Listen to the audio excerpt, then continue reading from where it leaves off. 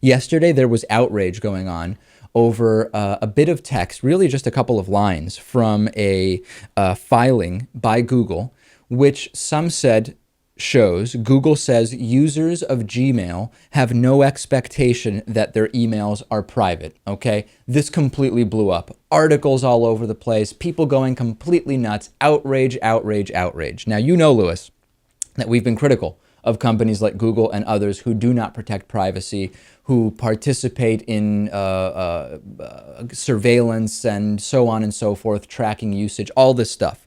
But I decided to look a little more into this because something about it didn't make sense. And I came across a very good article on theverge.com, and it actually explains that the outrage is really not warranted. What Google was actually talking about is that that those who are not Google users, and it says very clearly, non-Gmail plaintiffs, users who are not using Gmail, who send emails to Gmail users, have no expectation of privacy based specifically on third-party communications law. It's widely established as part of the law that when you write an email and a third party becomes involved, for example, if I have a Yahoo email account, I'm emailing a Gmail user, all of a sudden I've got Gmail servers processing that email. It is a third party, that you have no reasonable expectation of privacy. Now, we can disagree with that.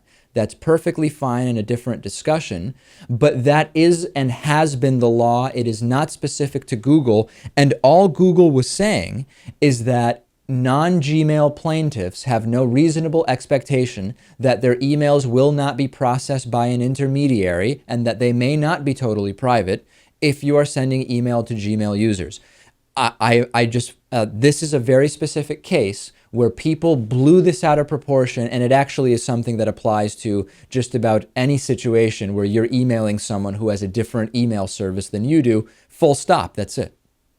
Right. When you're telling something to the masses, you have to be very careful about the language you use, I guess, is the moral here. And Google needs to be better about communicating what they're doing as far as privacy, enforcing it, etc. But we have to be careful to only accuse them of doing something wrong when they're actually doing something wrong. And this is one of those cases that got blown out of proportion. It weakens the real cases that may violate the law when you have this outrage over anything without really fully understanding it. So look into it yourselves. Tell me if I'm wrong. I've looked into it quite a bit, and I think we're on track with this one.